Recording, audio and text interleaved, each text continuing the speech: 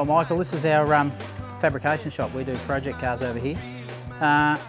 The couple of cars here are two cars we've been working on. The green HX on the dyno is another car that's been a project car here for a while. A lot of these cars are brought to us generally they're cars that people have had for a while and or they're not happy with their performance and how they're driving or just finishing them off. The Monaro here it's been around a few shops in its life. Come to us with some oil leaks to deal with. We started on the oil leaks and things we found a few problems with the car, so we ended up basically nearly having the engine torn right down. We changed the camshaft. The camshaft in it was probably just a poor recommendation initially. Sometimes people, I suppose their aspirations and what they want to do gets confused a bit, but with this car, camshaft was too big, had a few issues with the sump. We found problems in the drive and the water pump. It runs an electric pump, which is more for a show car or drag car. Problem with that is this customer wants to drive his car and it's got some overheating issues, which some of these things need to be thought about as the car's being built to make sure the car's drivable. The VK that we've got next door is the car that we're building for a customer, pretty much scratch building this car. Started off as a VK Calais. We've put an L98 VE engine into it, which is and a 6-speed, T56 6-speed. It's got a 9-inch in it, custom 31 spline 9-inch. All the suspension under its teen, fully adjustable teen stuff. The engine, we're just mocking the car up at the moment, then it'll come down again. It's getting a Harrop blower, the new high helix blower that Harrop has just done. It'll have a stroker crank in it, H-beams, forged pistons, and and around the back of it's got an aluminium drop tank, twin pumps, custom fabricated exhaust, 3-inch all the way. Yeah, that's the tank there. We changed all the boot floor in this car to fit that tank in, and we've removed all the spare wheel well so we can run a twin 3-inch exhaust system on the car. So it'll be a nice thing when it's finished. It runs 18 by 9s on the rear, 18/8s in the front with some 265s and 245s. So yeah, it'll be a nice car. Come through, Michael. I'll show you a car I've got in the dyno cell at the moment. Yeah, this is there's a dyno booth. We've got a HX Monaro on here, or Kingswood or Bell, HX anyway. It's powered by a 383 Chev, alloy headed, Victor Junior intake. It's a cast crank and rods actually on this one. Yeah, this car come to us, being an old 10-second drag car, and had some issues with the floor. The suspension hookups have been stretched a bit, so we've strengthened up all the rear end and tuned it and sorted out. The engine apparently makes about 550 on an engine dyno.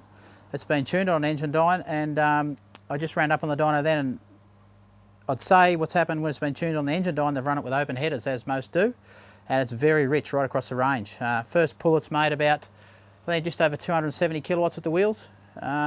We trim up the fuel, it's very rich at the moment. I expect to see probably in the order of 280s, 290 maybe on a good run. So yeah, that's it. This car here we've had around for a little while too. Similar thing, it's just sorting it out for a customer, you know, tidying up the loose ends and making it a drivable street car. Okay, we just had the HX on the dyno. Give it a couple of runs. It's made just on 270 kilowatts at the wheels, 271, 272. 2 runs on the screen just to get it fairly repeatable. It's extremely rich here. It's running lambdas of 0.775. We should be looking at 0.85s. So in the old air-fuel ratio terms, it's probably run around 11 to 1. We should be looking at around 12.5, something like that. So Wade's just going to pop the carb off, do a jet change, and we'll go out and have a look around the shop at some other cars, and Wade will have the jets recalibrated and we'll give it another run. Okay, Michael, this is my own BFGT. It's a car basically bought for development. It's modification-wise, it's got a full teen Super Street adjustable suspension kit in it, which works very nicely. You've got the ability to adjust the suspension dampening from inside the car. Engine modifications-wise, it has we've just fitted liquid LPG to this car. It's a system where the liquid LPG is actually injected into the intake runner.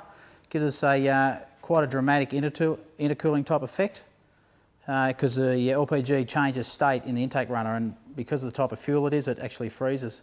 We're seeing this car on the dyno was making about 265 kilowatts at the wheels, on petrol, and that was 98 octane BP fuel, which we find to be very good. And on LPG, we're seeing just over 270, so about 272, which is unheard of in LPG terms. Most people think LPG is just a barbecue fuel, but we've had really good results with this system. It drives beautifully. It actually idles sweeter on LPG than petrol. The rest of the modifications on there, it's got a Herod airbox on it, an air intake, a full set of extractors and twin 2.5-inch exhaust, and it's been flash tuned. We custom tuned this car as well. So yeah, no, I'm really impressed with the LPG on this. It runs nicely.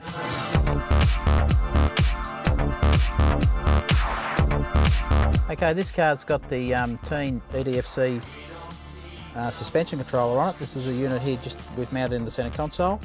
It gives us the ability to change the dampening of the front and rear shock absorbers on the go independently, so you can adjust the front or the rear. So if you put a couple extra passengers in and the rear is starting to wallow a little bit, you can tighten up the dampening just to tighten the car up. So, or you're doing some track work, or the car, you know, is a bit loose on the road, or it's too hard, you can just change that. So it's a very good product that Fulcrum have here in the Teen range. That in combination with the Teen Super Street kit is a really nice package. This car, it's my own car. I've taken customers back home in it before, and they've commented on how well it rides, which is quite a nice thing, because a lot of cars, when you put some sports suspension, it gets quite harsh in the ride. And we're still able to keep the car nice and supple on the road, yet the ability to tighten up as we need. Yeah, we cover all sorts of things, Michael, from liquid LPG injection to supercharging, turbocharging EFIs, back to what some people deem as being primitive. This is a carburettor. Wade's just changing the jetting on it. That's off the HX next door, the 383 we just had on the dyno. As I mentioned before, it's very rich, so we're just doing a jet change to drop the fuel delivery off, and we'll slip that carburettor back on in a minute and give another pull on the dyno. For all you hot rodders out there, we're not going to leave you out in the dark. This is my own 35 Ford pickup. I've had the car for probably 13 years, I suppose. It's 307 Chev, it's got some power packs on it, mild hydraulic camshaft. Was supercharged, but yeah, look, I'm moving the car along. I've had it for a long time, and so I kept the blower for my next hot rod project. And yeah, it's been a nice car. It's a good driver. Done a lot of miles in it. I think I've probably done 50,000 miles in this car. Was my daily shop driver for a long time. So yeah, that's a hot rod we've got lying around.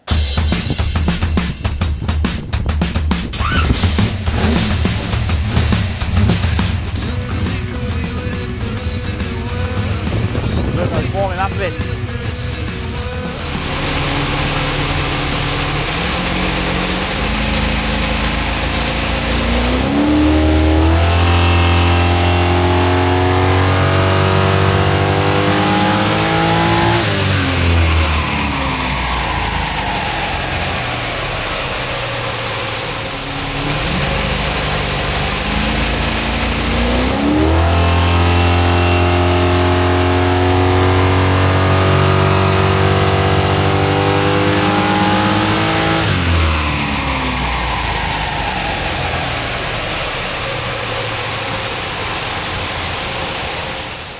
Okay, just looking at that, we've picked up about 6 or so kilowatts. We're still a little bit rich. We're in the hunt, so we might have another change in the jetting. If we just have a look at our analyse screen here, we're still a bit rich in the fuel.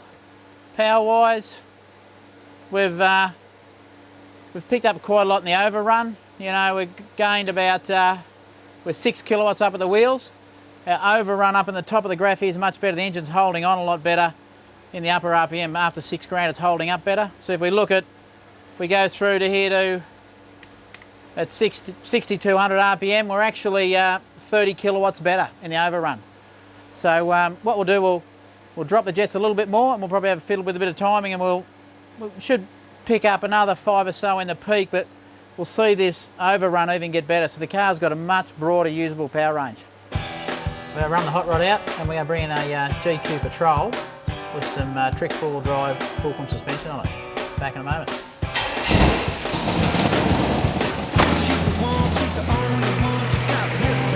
This is quite a angry Patrol we've got here, Michael. It belongs to Wade that works for me.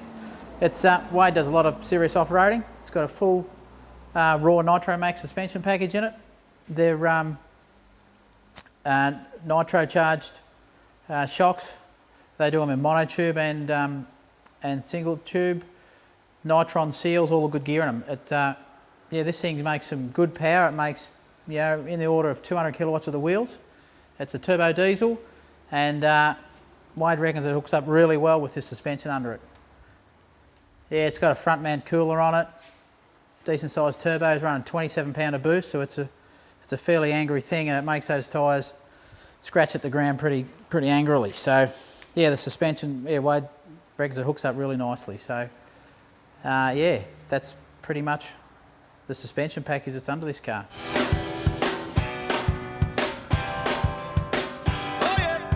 I hope you all enjoyed our garage tour today through our fabrication shop and our tuning shop. Now it's up to Jared to prove that he can come up with a better show in Melbourne. Michael drove 3 hours down the road up to Bush, so it's up to the city boy now to pull something out of his hat. All the best, Jared.